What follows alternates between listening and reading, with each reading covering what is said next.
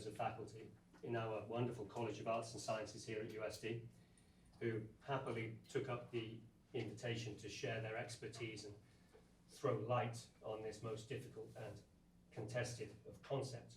I want to thank them all. I also want to thank Ron Kaufman, Dean Noel Norton, and Lindy Via, who have been intimately involved with the undertaking and planning of this series.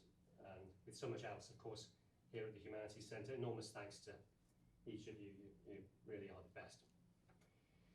Today's session will function as something of an orientation. I'll say a few words about the content of this series and the enduring appeal of the question, what is truth? I'm joined today by two wonderful colleagues who will then share with us their thoughts on the subject.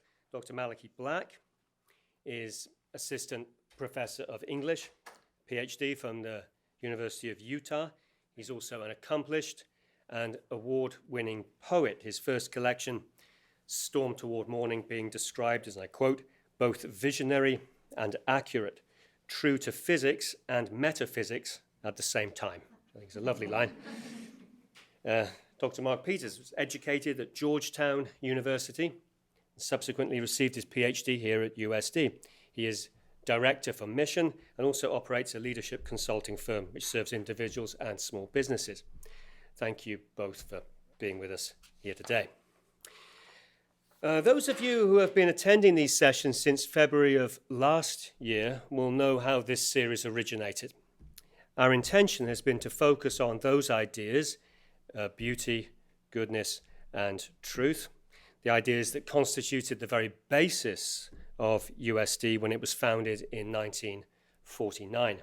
Famously, and as you all know, when Mother Rosalie Hill described what she envisioned would be the impact of USD on students, she said, all together now, beauty will attract them, goodness will lead them, but the truth will hold them.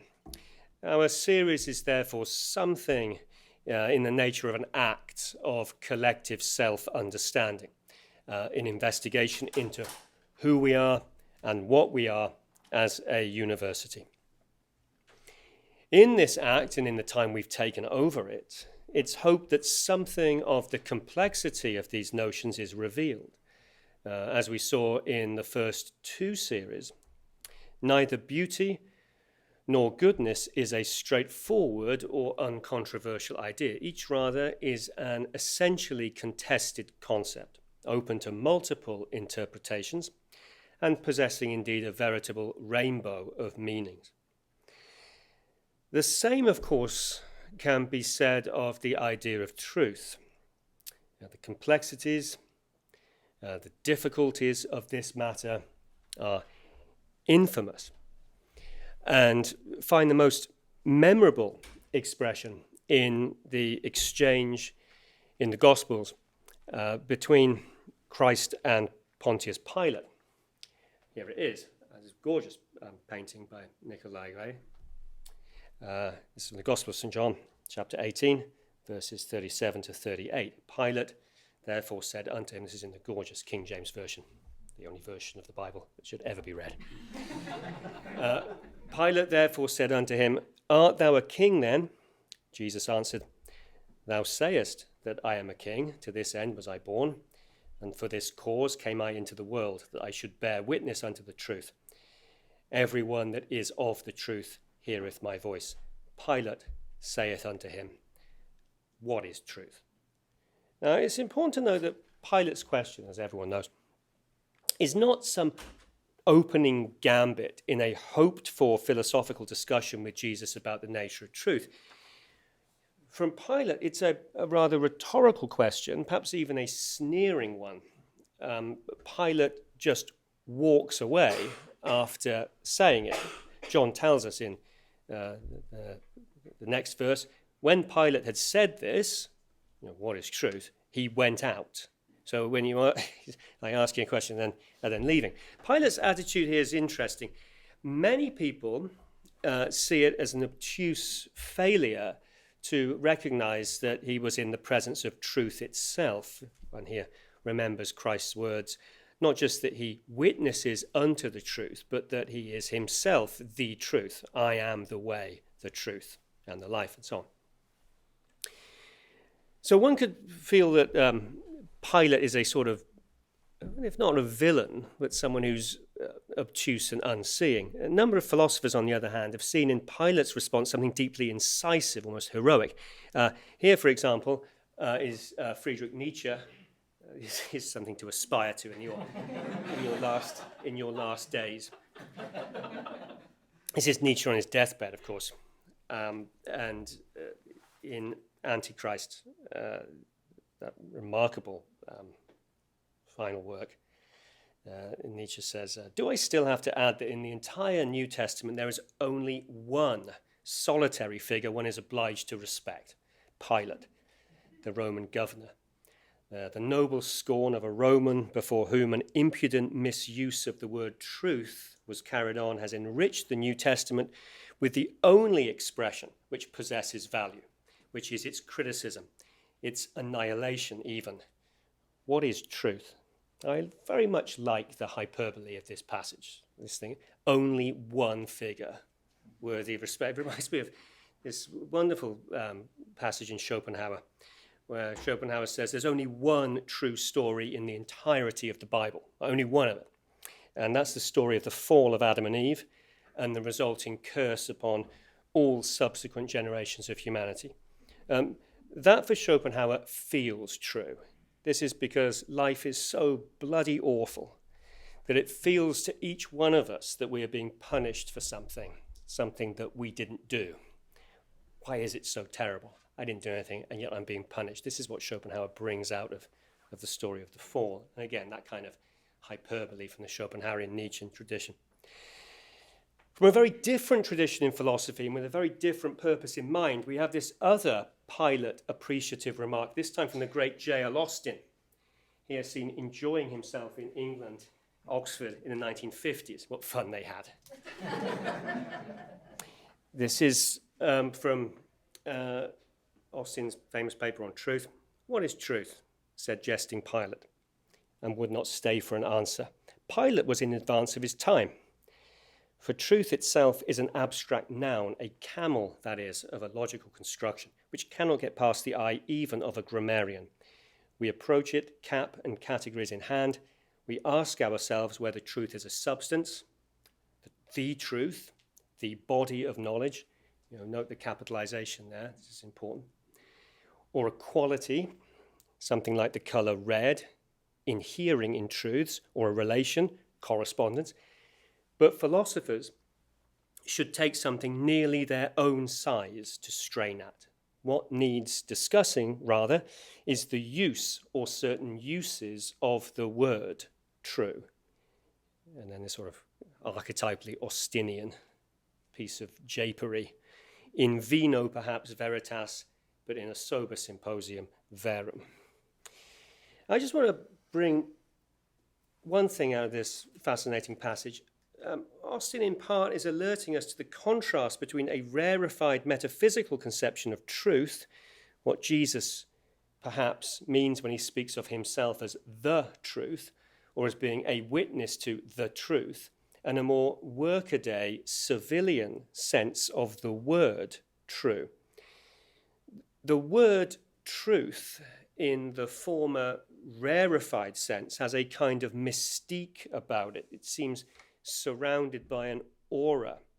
We want to know what it is, what it refers to. And this often leads us away from our everyday use of words into some kind of higher realm, the realm of the truth. For a thinker like Austin, that temptation is to be resisted. What instead we should do is turn our attention to the actual real-world uses of the word true. Here we might think about how the word true is learned, how we come to apply it to descriptions that are accurate, how we withhold it from descriptions that are inaccurate, and so on. This is a technique that's found also in the later work of Ludwig Wittgenstein, as this passage from Philosophical Investigations shows. when philosophers use a word, knowledge, being, object, I, proposition, name, one is tempted to add here truth, and try to grasp the essence of the thing, one must always ask oneself, is the word ever actually used in this way in the language which is its original home? And then the classic statement of late Wittgensteinian philosophy, what we do is to bring words back from their metaphysical to their everyday use. It's part of Wittgenstein's attempted destruction of philosophy, something to be massaged away as a set of confusions. It was Wittgenstein brilliantly calls philosophy not a subject, but a sickness, a sickness of the understanding generated by a bewitchment due to language. Beautiful stuff. Now, it's certainly true that suggestions such as those of Austin and Wittgenstein might leave us feeling a little deflated. When people get a tattoo of the word truth, I've seen a great many of these, they seem to have something grander in mind than a simple judgment that a purported description is an accurate one. However, a conception of truth that has in this way been, as it were, brought down to earth is still extraordinarily valuable.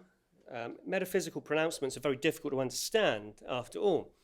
I'm not really sure what could be meant by the sentence, I am the truth, however profound that may sound.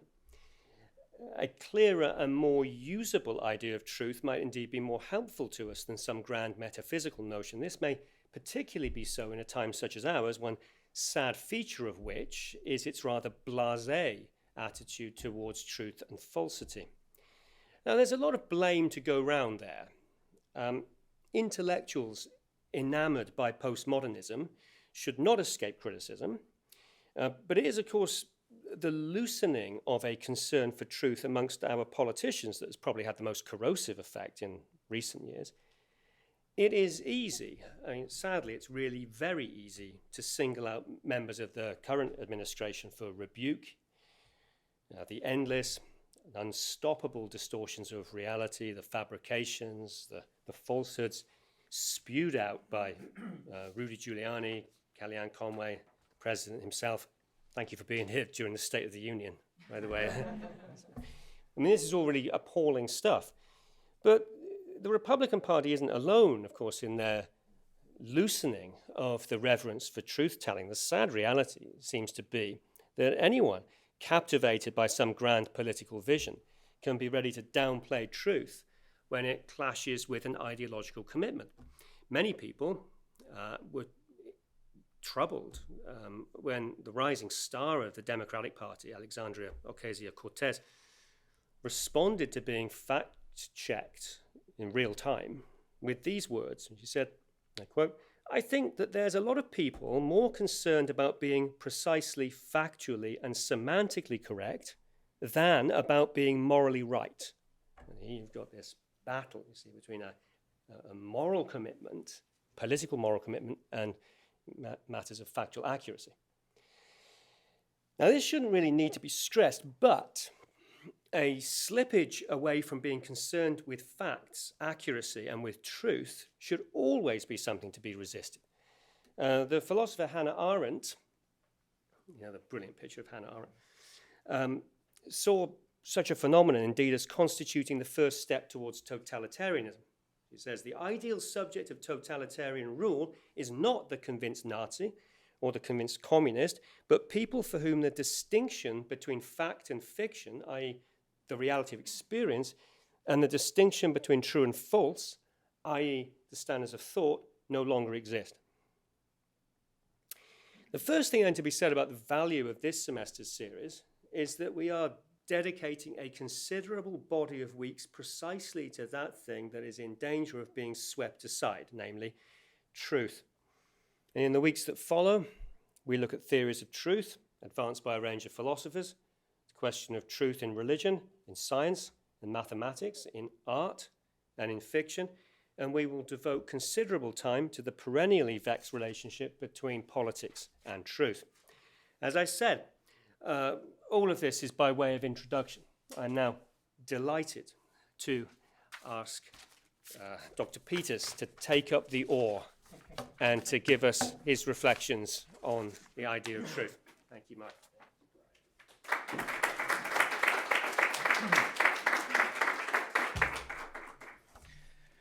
Well, first, I want to thank Brian and for the invitation to participate with Malachi on this most important, I think, of topics. Certainly fitting for the Humanities Center to be inviting and even leading the USD community into dialogue around ideas of beauty, goodness, and truth.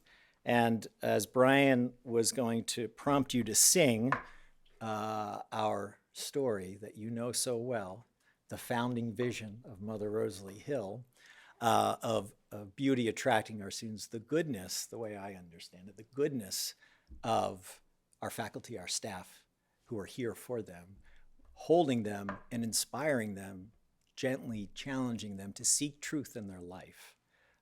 Truth with a small t and truth with a capital T. I think Mother Hill was, she was going to a source pre-Christian, right? She was going to Plato and Plato's transcendent realities. In my own experience, I think it works. If something works, does that make it true? I don't know. But she's left us with this legacy, and delighted to reflect on it a little bit with you. So from that original vision for USD to the aspirations we express in Envision 2024, we here are seeking to set the standard for an engaged contemporary Catholic university, itself a contested concept and one that bears lots more dialogue about. So the search for truth is central to our purpose as an institution of higher learning, and doubly so as a Catholic university. You might say Catholic higher education's telos, reason for existence, is the search for truth in all its manifold incarnations. Indeed, this series on the idea of truth will bring us through an exploration of truth in the arts and sciences as well as in our social and political discourse. As the late Jesuit philosopher Bernard Lonergan observed in his tome on epistemology, Insight, a study of human understanding, we find intelligence in all aspects of human thoughts and endeavors. I submit to you that it's the role of the university, then, serving as society's marketplace for ideas and the place where the church does its deep thinking, to consider where that intelligence, or if you'll allow my paraphrase, that truth may be found.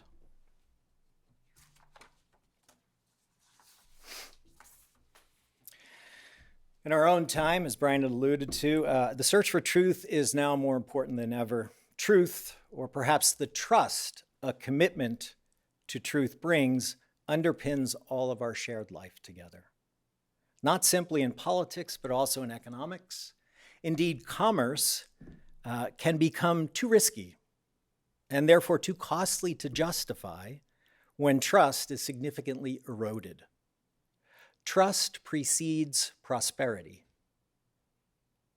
and the peace that prosperity brings. As a Catholic university, our commitment to the search for truth and our witness to the truth, with a capital T, are paramount. Part of that witness includes a conviction that there is such a thing as objective truth. Our recent quotes notwithstanding. And a Catholic university testifies to the truth that Pilate mocks as he condemns Jesus of Nazareth to death. It testifies that objective truth is grounded in the reality of its transcendent source.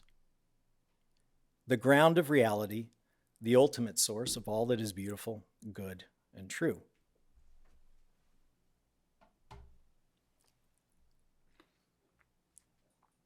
So for nearly 2 millennia since the Pilate event, or the Christ event if you prefer, the Catholic Church's search for truth created what we call the Catholic intellectual tradition, many subsets of which you may be familiar with: Catholic social teaching, the Catholic moral tradition, the Catholic spiritual tradition. And today I want to borrow from a recent publication from the Association of Catholic Colleges and Universities on the Catholic intellectual tradition, a piece that was written by a consortium of faculty from Catholic colleges and universities around the United States. The Catholic intellectual tradition is an accumulation and ever-growing tradition of knowledge that continually evolves to engage current development in thoughts and relevant discoveries in science, art, language, and culture in the effort to link them to eternal truths. While the Catholic intellectual tradition has been informed and shaped by the Catholic faith, the propositions on which the Catholic intellectual tradition are based can be understood and appreciated by all those who seek the truth from any or no particular religious tradition. The CIT, as I will abbreviate it if that's okay, considers not only what is taught, but how it is taught through self-reflection and incorporating meaningful questions across disciplines such as who am I, why are we here, how should we live together, and yes, of course, what is truth? In short, the Catholic intellectual tradition is a living tradition arising in human rationality. It seeks unity in knowing and in the pursuit of wisdom. In so doing, the Catholic intellectual tradition encourages healthy societies and the flourishing of individual humans.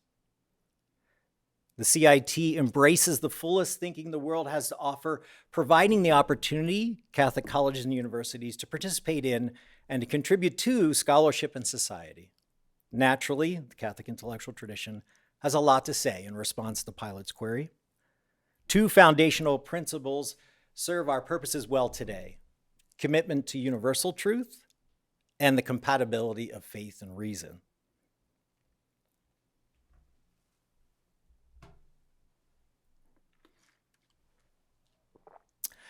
Catholicism esteems the pursuit of knowledge, embracing the reality that there are truths across all disciplines that stand the test of time. Our intellectual tradition holds that the processes of intellectual inquiry aspire to grasp glimpses of truth in the pursuit of integrated understanding.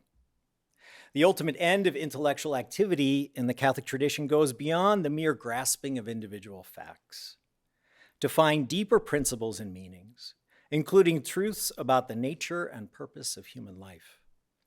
This effort to reach the ultimate is a core concept of Catholicism, but not exclusive to it. Thus, the Catholic college or university holds an honored place as one of the best instruments by which the Church engages in the rigorous intellectual work and the pursuit of truth for itself and for all of humanity. Catholic practice aspires for all disciplines to subsist as part of a greater, more comprehensive truth. From the perspective of Catholic intellectual tradition, disciplinary teachers and researchers are invited to seek an integrated and holistic perspective that can lead to great wisdom, the highest good, and universal understanding, visible and invisible.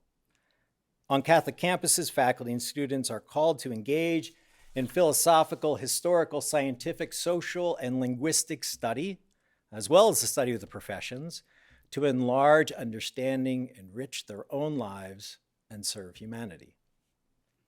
Furthermore, the Catholic intellectual tradition presupposes that what is knowable by human reason and by God's revelation are not only compatible, but mutually informing. The Catholic tradition contemplates and seeks to understand these truths through a mutually illuminating dialogue of faith and reason.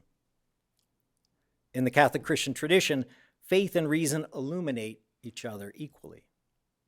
Because of their unity of origin and final end, reason and faith are not in contradiction. Rather, any apparent contradictions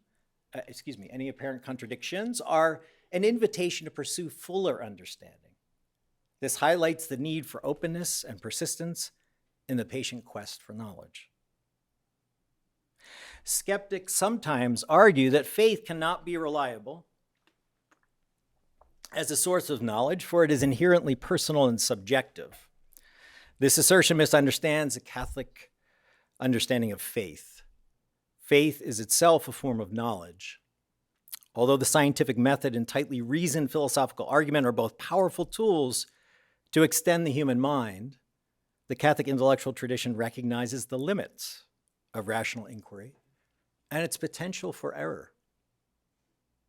The Catholic tradition derives from God's revelation, first to Israel and then decisively in Christ, and through Christ's continual presence in the church and through the church's presence in the world.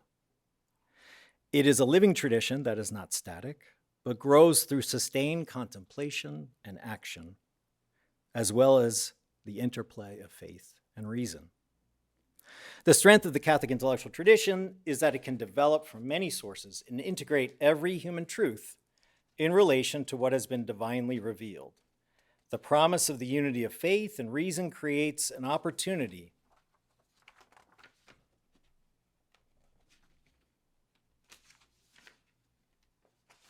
dramatic pause. Creates an opportunity for Catholics to meet rational objections on reason's own terms. The Catholic tradition values the truth and beauty of the liberal arts, but also their usefulness for understanding Scripture and even the religious experience. This interplay of faith and reason in the Catholic college and university assists the Church's effort to understand and act upon the fullness of truth. The Catholic intellectual tradition thus not only serves to strengthen human understanding, but also stands as an integral part of the Church's witness in the world. As Pope Benedict XVI remarked in Caritas in Veritate, reason always stands in need of being purified by faith, and religion always needs to be purified by reason in order to show its authentically human face. For these reasons, theology and aspects of philosophy are privileged within the Catholic intellectual tradition. To sum up and to return to Pilate's question, whether posed in a sincere or most likely cynical way, what is truth, is indeed one that we continually ask one another in the light of both reason and revelation, both of which leads us back to Plato's transcendent realities and Mother Rosalie Hill's founding vision for USD. Truth with a capital T is God, as is pure beauty, pure goodness, pure oneness. Truth is pure being. In fact, falsehood is worse than deception.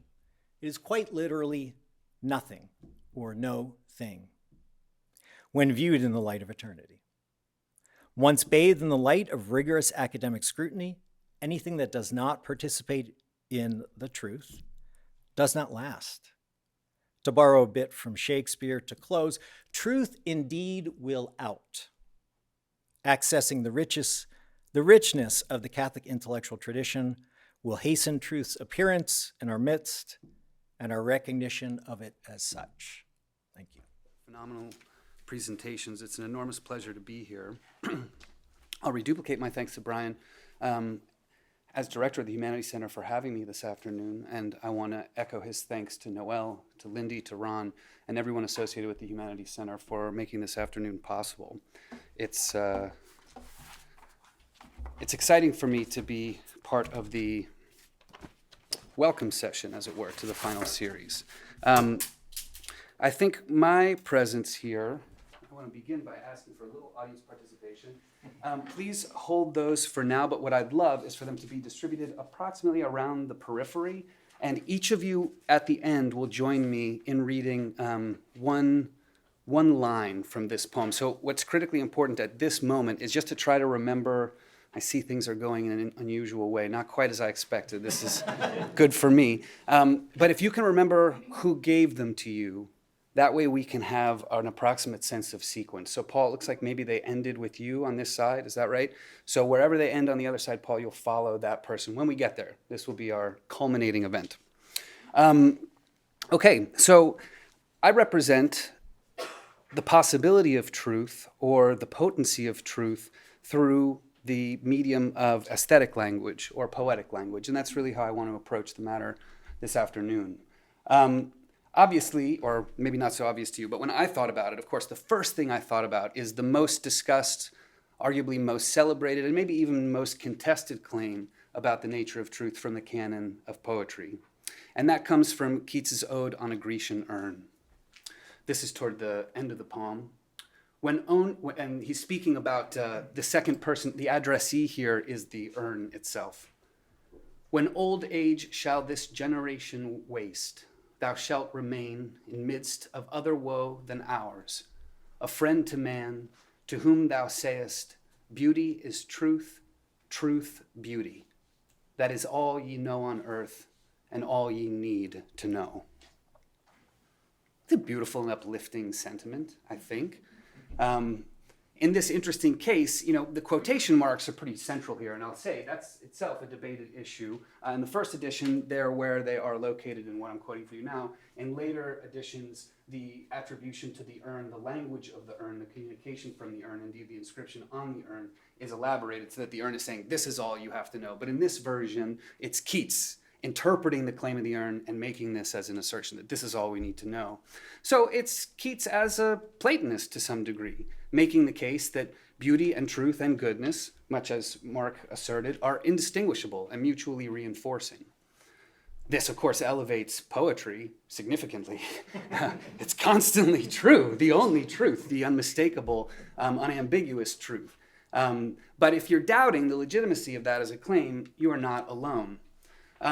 T.S. Eliot, in a very lengthy and seemingly indefensible note in an essay otherwise dedicated to Dante, figures out a way to take a swing at Keats, who's really kind of the whipping boy of the modernists in a lot of ways. I think they're all anxious about how much they wish to be Keats, but that's a talk for another afternoon. Here's Eliot meditating on the legitimacy of Keats's claim, or the urn's claim, if we want to protect Keats from culpability. Beauty is truth, truth beauty. This statement of equivalence means nothing to me. On rereading the whole ode, this line strikes me, in fact, as a serious blemish. The reason must be either that I fail to understand it, or that it is a statement which is untrue. Eliot studied with Bertrand Russell. This is partly how he became the expat that he was, later speaking with an English accent. Maybe he would be more inclined to agree with Keats, you might think. But I've always thought this was a really unusual way to respond to Keats's poem and to the claim of the Grecian urn. Eliot, maybe as a philosopher, at least by original training, would be preoccupied with the empirical truth embedded in language, much as would Wittgenstein, who incidentally gave space to poetry as a kind of language outside of language, where it's a language game from which we can't expect the same kind of empirical content. So I thought it's almost an irrational objection, really, to Keats's poem. Because Eliot himself, of course, is writing a lot of texts that are highly imaginary. We can't expect of them a legitimate empirical truth. Or so I think. I think Eliot actually, whether he knows it or not, is using Plato against Plato here. If Keats is channeling Plato from one angle, Eliot is sort of channeling Plato from another, critiquing poets on their capacity to give voice to material truth, to veracity. In Book 10 of the Republic, Plato says, all poetic imitators, this is actually Socrates speaking, beginning with Homer, imitate images of virtue and all the other things they write about and have no grasp of the truth. If you strip a poet's works of their musical colorings and take them by themselves, they resemble the faces of young boys who are neither fine nor beautiful after the bloom of youth has left them. It's a snarky remark. Let me also point out that it culminates with an act of poetry. It does use simile, after all, to convey an element of truth that supersedes the literal, right? That's more than the empirical, a kind of truth that resonates. We know, actually, that poets are not all young boys who are neither fine nor beautiful after the bloom of youth has left them, though poets might be relieved, having read the Symposium, to be so unattractive to Plato. But I find it ironic, really, that Plato, in his condemnation of poets for offering images of virtue and truth, would himself then, to solidify the argument, use yet a further image of virtue and truth to persuade us. It suggests that maybe there is, in fact, a superiority to the indirect medium of poetry after all. In fact, it's that indirectness, that non-literal substance of poetry that seems to me its real strength. I'm not a Lacanian, so please don't ask me about Lacan at the end of the presentation, but this comes from his piece on the agency of the letter in the unconscious. It's really borrowed from Ferdinand de Saussure, I know, but this is from Lacan's kind of engagement with that. And it draws a pretty basic distinction between, the word that we use and the thing to which it refers, the signifier and the signified, the word arbor or tree and the thing itself. It seems to me that Plato's fundamental critique of poetry is a critique of all things that are referential in their nature. No word has inherent truth. It refers to a meaning, a denotative content, a connotative content, and so on. So the difference between the thing that points and the thing to which it points is embedded in all language, and not really a fairgrounds, I think, for isolating the literary arts as a form of falsehood or perpetuating falsehood. I'll say, moreover, that it's actually that fundamental disjunct that makes aesthetic objects meaningful. Lacan is a student of Freud, and he would recognize that we can kind of elaborate this by analogy to the way Freud approaches dreams. You have what he'll describe as a manifest content, my father chasing me around my bedroom with an axe, and then you have a latent content, the significance of that thing. So the dream, said Freud, and I think I'm persuaded by this, anytime I find my father chasing me around with an axe, I hope it's just a dream. But the consequence, the meaning, the truth of the dream is not the dream itself, but what the dream helps me to understand about myself, my circumstances, and my interior. Interestingly, this is really consistent with what Picasso offers about the way that art conveys or succeeds in being truthful. We all know, says Picasso, that art is not truth. Who thought a poem should be turned to for empiricism after all? Art is a lie that makes us realize truth, at least the truth that is given us to understand. The artist must know the manner whereby to convince others of the truthfulness of his lies. This is really about making a persuasive, enveloping, and encompassing dream that helps to move us in the direction of the true. So, Emily Dickinson offers, now I can say this is kind of a liar's paradox situation, but what's the usefulness of this? What's the usefulness of indirection? I mean, we can accept what I've said as true so far, but you might then question the efficiency of this operation. And Dickinson, I think, offers a really wise and, to my mind, persuasive program or rationalization for the approach of indirection. Tell all the truth, but tell it slant. Success in circuit lies. Too bright for our infirm delight, the truth's superb surprise. As lightning to the children eased with explanation kind, the truth must dazzle gradually, or every man be blind. Perhaps my dream of my father reveals to me something I could not otherwise accept, something I could not otherwise know. Dickinson's also channeling, I think, a Platonic tradition. This is very much the case. Maybe the shadows on the wall there are useful because the sun itself will blind us, because pure recognition might be obliterating, annihilating, overwhelming to such an extent that, a spoonful of sugar will help the medicine go down. Return to how poems go about the business of persuading us of their truthfulness, their claims to truthfulness. Really, I wouldn't say it that way. I mean, the means by which they convince us of their truth, the way that they showcase or lead us to the true. I'm going to offer a few categories, two main categories. These are just representative, by no means comprehensive, but just to suggest some of the arrays of ways that poems go about it. So I think really two major categories. Poems offer us the truth of likeness, and they offer us the truth of experience. The truth of likeness. I'll quote to you from Samuel Johnson's preface to his edition of Shakespeare's works. Nothing can please many and please long, but just representations of general nature. Particular manners can be known to few, and therefore few only can judge how nearly they are copied. The irregular combinations of fanciful invention may delight a while by that novelty of which the common satiety of life sends us all in quest. But the pleasures of sudden wonder are soon exhausted, and the mind can only repose on the stability of truth. Shakespeare, in Johnson's conception, is above all writers, at least above all modern writers, the poet of nature, the poet that holds up to his readers a faithful mirror of manners and of life. Johnson is cagily referring to the players it's Hamlet who's instructing the players in Hamlet during the course of the play within the play to hold the mirror up to nature. This is also, I think, Plato's fundamental objection that poets only show reflections of what's true. In fact, we see that this is now becoming a point of pride. This is the strength of poetry, that it can reflect. It's not a deficiency, but an enabling component of its organization. One way that poets go about offering us or leading us to the truth is through the sheer project of description, representing a fictional world that offers a truth translatable to the real world in some way. I think Elizabeth Bishop is one of the great poets of emotive, meaningful, resonant, symbolically pregnant description. I'll just offer some glistening language of hers here. The 5 fish houses have steeply peaked roofs, and narrow, cleated gangplanks slant up to storerooms in the gables.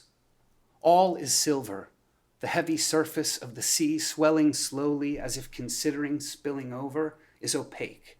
But the silver of the benches, the lobster pots and masts scattered among the wild, jagged rocks is of an apparent translucence like the small old buildings with an emerald moss growing on their shoreward walls. Whew. I defy you to read that without envisioning that world and immediately being more empowered to perceive our own. The truthfulness here is its proximity to the real. This is also a dream, but by investing in descriptive language, it closes the gap between that to which it refers and the referring language itself. A second strategy is that of mimesis, where the language imitates what it describes. Alexander Pope's essay on criticism has a really funny and I think kind of magnificent metatextual example of this. "'Tis not enough, no harshness gives offense. The sound must seem an echo to the sense. Soft is the strain when zephyr gently blows, and the smooth stream in smoother numbers flows. But when loud surges lash the sounding shore, the hoarse, rough verse should like the torrent roar." There's a kind of onomatopoetic quality to it, where the things it describes are being enacted stylistically. So the distance between what it's describing and what it is doing is quite small. This likeness empowers us, once again, to perceive something true about the world, in this case maybe true about verse practice, but it's also imbued with natural imagery, of course. Maybe my favorite example of mimetic language is this first bit from Edgar Allan Poe's The Raven. "And the silken, sad, uncertain rustling of each purple curtain thrilled me, filled me with fantastic terrors never felt before." Though the sibilance of that first line is such an intoxicating representation of the curtain it describes, I'm in the very room, and the wind I feel nearly flapping in the curtain itself. Here too, a poem is true to the extent that it's offering us an image of what it describes.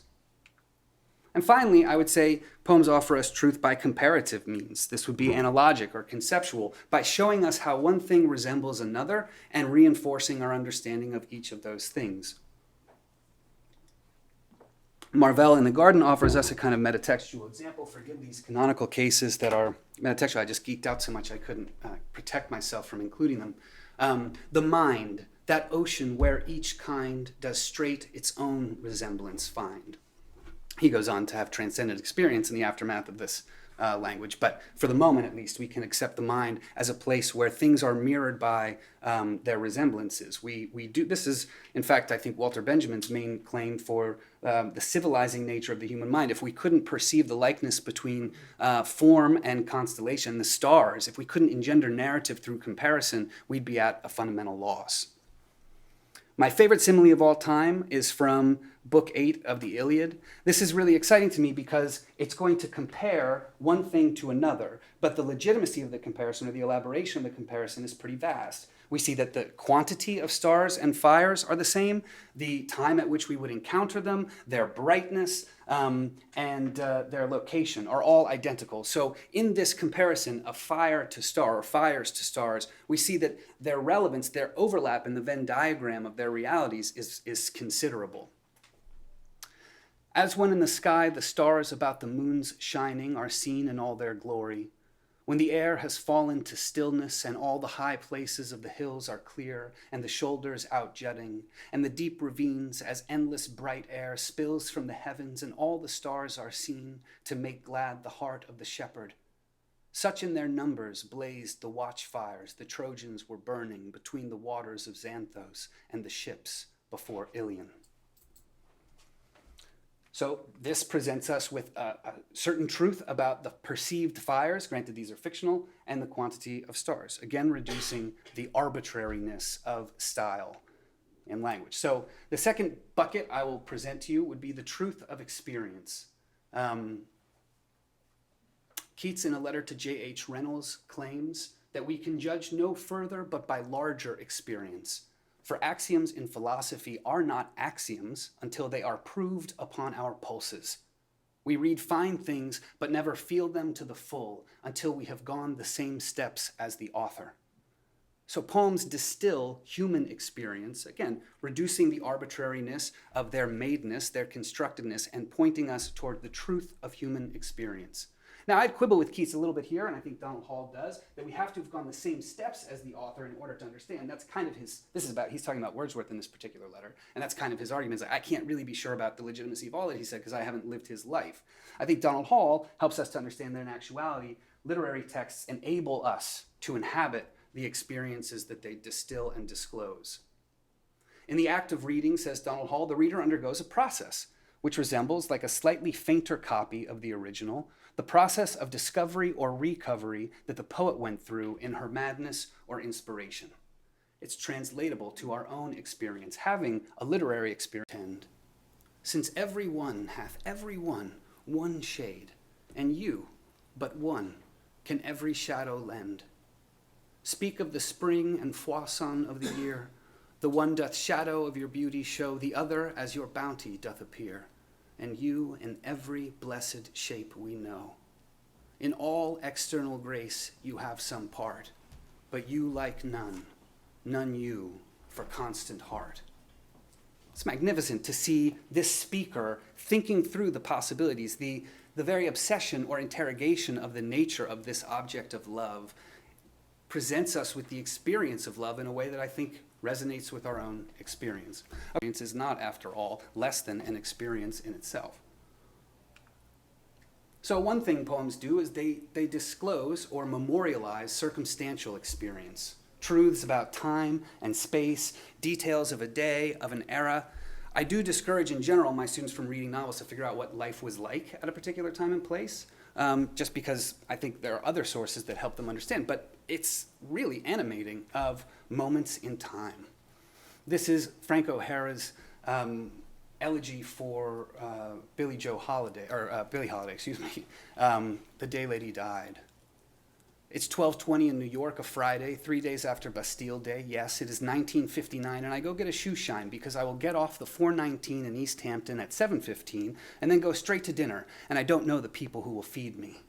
This goes through several stanzas I couldn't fit on the slide, and I'm sweating a lot by now and thinking of leaning on the John door in the 5 spot while she whispered a song along the keyboard to Mal Waldron, and everyone and I stopped breathing. It's a beautiful poem that takes us toward death, the culmination of the stoppage of breath, in remembering the transfixed condition of all of the auditors at this show that Billie Holiday performs with Mal Waldron. But it also records the day. This is what the day she died was like. Okay? Circumstances of time and space. This was the experience on, September 11th, 2001. Many poems have attempted to convey that. The day of JFK's assassination. It puts them in amber and allows us to inhabit and experience them for ourselves. That's true. It gives us the truth of these moments. A second kind of truth that a poem conveys by experience is the experience of cognition. It shows us the truth of the human mind moving through its day, as it were. This is an excerpt from Shakespeare's Sonnet 53. Complicated poem, I think also embedded in the Platonic tradition to some degree, but we can leave that aside. It's unclear if the addressee is the son or the lover being aggrandized as the son. What is your substance? Whereof are you made? That millions of strange shadows on you tend. Since every one hath every one shade, and you, but one, can every shadow lend. Speak of the spring and foison of the year. The one doth shadow of your beauty show, the other as your bounty doth appear, and you in every blessed shape we know. In all external grace you have some part, but you like none, none you for constant heart. It's magnificent to see this speaker thinking through the possibilities, the very obsession or interrogation of the nature of this object of love presents us with the experience of love in a way that I think resonates with our own experience. Okay, this is the final category. I've been yammering. The truth of ontological experience. And this is where I want audience participation. So what I'd like to do is present you just with the title. This is Mark Strand's Keeping Things Whole. I'll read the first line. There are actually only 17 lines in the poem, so there are going to be a couple of extra handouts. But I just want everybody who succeeds me to read one line, not a sentence, but just the line, and we'll go around the room and give voice to it. And then at the end, you can ask yourselves about the legitimacy of Keats's claim that beauty and truth are one and the same. Okay? Keeping Things Whole by Mark Strand. In a field, I am the absence of field. This is Always the case. Wherever I am. I am what is missing.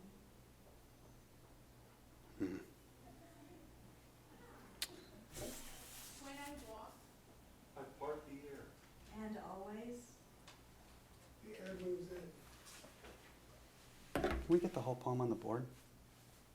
Yeah, thank you. To fill the spaces. Where my body's been. We all have reasons. For moving.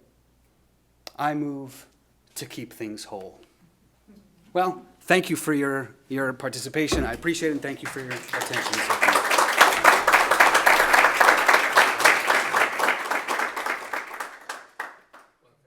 Thank you both very much.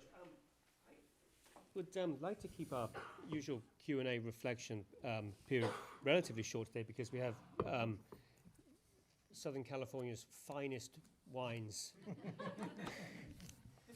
and beers in a reception that I would love to see you all at, and we can talk informally there. But let's just have a couple of thoughts now we're all together, and then after two suggestions or thoughts from the floor, we'll break and have a glass, raise a glass together for old lang syne or whatever. Phil. I like all your talks. Thank you. And I like the fact that you all intersect with Plato before Aristotle went into the logic of reduction. I had a discussion a couple of years ago with my nephew. It was about infinity. And he said, is infinity a number or is it a concept? And we talked about for a while. And we realized that if it is a number rather than a concept, then it will only be in the realm of ideas, right? Because it does not manifest itself. It's a little bit like that, what you're saying, because these sort of ontological or metaphysical truths are so abstract, they exist in the realm of forms, and they're only a guiding light. And now it brings in, this is brought in this sense, if Plato is the mind's ascent to the forms, it was St. Augustine that says, the mind of God illuminates, rather than ascent through contemplation, illuminates the mind of man. Now, I'm not going to deal with God. I kind of think that the forms themselves are self-illuminating. In other words, they are an ideal that shines on our mind and pulls us to what the manifestation of those forms are. And I think each one of you kind of addressed that issue, which is very important, that in a sense we have these abstract ideas that they are real, but they're real in a very abstract metaphysical sense, and they manifest itself in particulars that we can't pinpoint. And that's why when Giuliani said the truth is not true, you could say that if you look only at the surface, but if you look deeply, that's just not true. And I also like the reference of when you went back to Plato about reflection. I was thinking about that. You know, reflection has two meanings. One is a mirroring, as you talked about, right? Which brings to mind Sisyphus, not Sisyphus, but Narcissus, right? And so he's looking at the surface, but reflection also has the other meaning, which is looking inward, right? Contemplation inward, reflection, which is the reflection that leads you to the forms themselves. So I think it's beautifully you guys wove it together. I'm sure you didn't plan that, but that's what I got. That was all planned. Thank you. Thanks.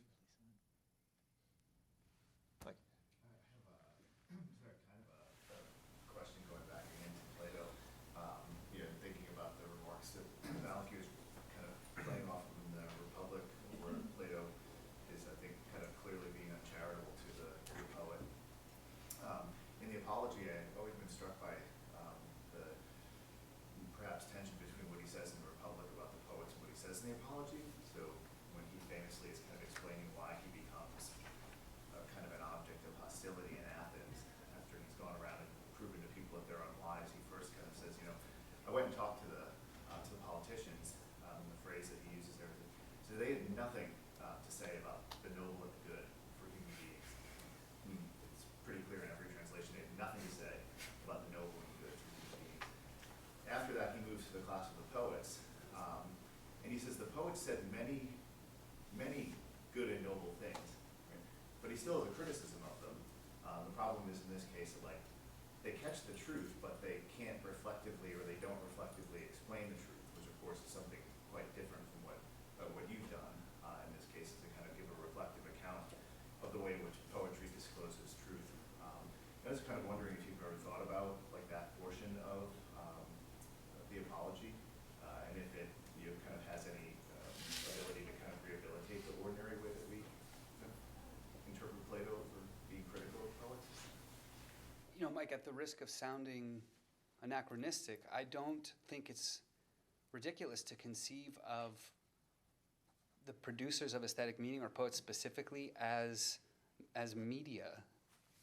I don't think that it's reasonable to hold a poet to account for the things to which they are brought by way of discovery in the process of their own work. I think to do it well means to let the language teach you, to let the medium bring you to realization, to knowledge that exceeds the parameters of what you might have been able to arrive at on your own. So it doesn't surprise me at all that that would be a legitimate critique. I know many poets. I don't find them all to be powerfully wise. They may have deep experience, and that might be something that engenders persuasive literary texts, but they're not philosophers. They don't contemplate the nature of the good and the true. And that's why I think it may be more useful than pure philosophy for the average or even most adept men and women, because it provides a mechanism for approaching the true that is enjoyable, that is sensory in nature, that involves its own kind of intoxicating pleasure and revelation, rather than sitting and staring at the bright light of the sun. I think in the Republic, there is a sense that the acquisition of knowledge can be painful, right? Like it's jarring, it's unpleasant, and maybe even straining. So I think, I guess that it depends on what the standard for access to truth is. Is it virtuous living? Is it just knowledge of the true? It's been a while since I've read the Apology, so I don't feel comfortable addressing the point beyond what you've reminded me of today or shared, but I don't think that that's objectionable. There are a couple of hands. I think, let's take a couple of points, and then we'll, after the two of these questions, then we'll break for our... I just find it fascinating about the Keats line about truth and beauty, because the context of that comes right out of the arguments for buying the Elgin marbles in London, which happened about 1816, and then Keats wrote that about 1819 or 1820 or so, and so there was a huge discussion about why we should be buying, or why the Brits should be buying the Elgin marbles for the nation. But at the same time, you have in the artistic world an argument about likeness and flattery in portraiture. And the director and the president of the Royal Academy is Sir Thomas Lawrence, the great portrait painter, who's been accused of flattery in a Picasso-like way of lying to portray truth. Because when you see these portraits, especially in the Waterloo Chamber at Windsor, of Lawrence's portraits of all the victors in the Napoleonic Wars, you have this sort of unbelievable array of monumental bravery and sophistication, but they don't look anything like they really did, which we know from things like political cartoons or works of other artists or that kind of stuff. And it goes back to something that Cromwell said when he wanted to be painted, which was, I want to be painted warts and all. And when you have the warts, that's not beauty, but it is truth. And you find that as you leave London and go to the provinces, whether you're in Edinburgh with artists like Henry Rayburn, or Boston with artists like John Singleton Copley, or Derbyshire, which is Joseph Wright, all of these guys portray truth in the terms of anti-beauty. But it's interesting to see that we go back to Keats and how these Grecian ideal turns into what we always think of as truth moving forward. Keats also writes about the Elgin marbles, as you must know. In his letters, though, I would say, he makes explicit his commitment to beauty with a capital B. He would rather have a life of sensations than of thoughts. And he thinks you should load every rift with ore. This is his response to a quasi-fan letter from Percy Bysshe Shelley. He's really into overdoing it and being beautiful. And that poem, I think, is really embedded in trying to heal the wound of two lovers that can't intersect but are frozen forever on the surface of this beautiful urn.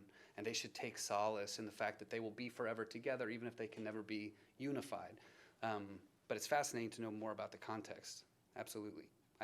In other words, I think the poem can, this is its truth, is that it can refract or reflect through a number of avenues of understanding, none of which cancel the other. And maybe that's the wisdom of the poet, is the ability to maintain several competing or even seemingly contradictory thoughts at the same time. That's Picasso's lie again. Yeah. Or what Keats describes as negative capability. Yeah. A final reflection, Professor Nevitt. Thank all three of you. I was just thinking about Plato's ironic critique of the poets, sort of going off everything actually that's been said. I think Plato's problem is that he wants us to be pure spirits. And when he critiques poetry and reflection and mediation, his hope is for an ideal experience, an unmediated experience of forms, which is not capable for embodied beings. He wants a pure, immaterial sort of experience of the true and the good and the beautiful.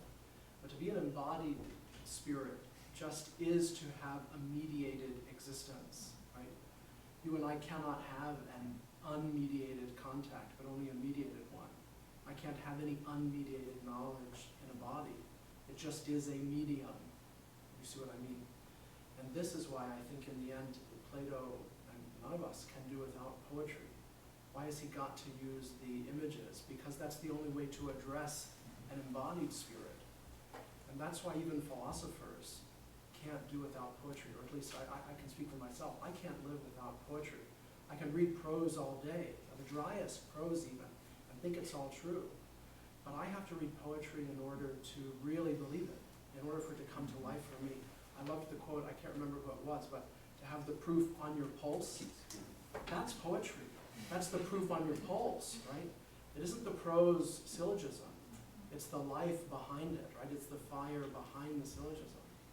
For me, that's the need for poetry and why you can't do without it. And I think that that's why Plato can't do without it. Even when he tries to prove to you that you must do without it, he can't do it. I'm about to close down, but I can see Professor Kelly leaping out of his seat. Did you want to, is this something to wait for us, or do you want to make it? No, I was just very happy with the way that Turner concluded his remarks, because I don't think that Plato thinks that you do without it. I just think that he thinks it's a portion of the ascent. It's a portion of the elicitation, it's a portion of the seduction. And the early dialogues are all to some extent written in literary forms. And again,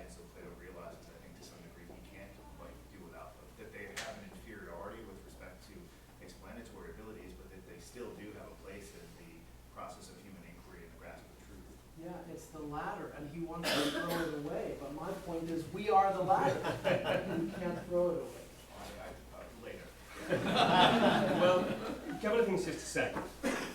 Next week, we have a session on the philosophical basics of the concept of truth. Professor Jack Crumley and Professor Tyler Hauer, both from the philosophy department, are going to be thinking of different theories of truth. Correspondence, coherence, deflationary theories promises to be a bundle of fun.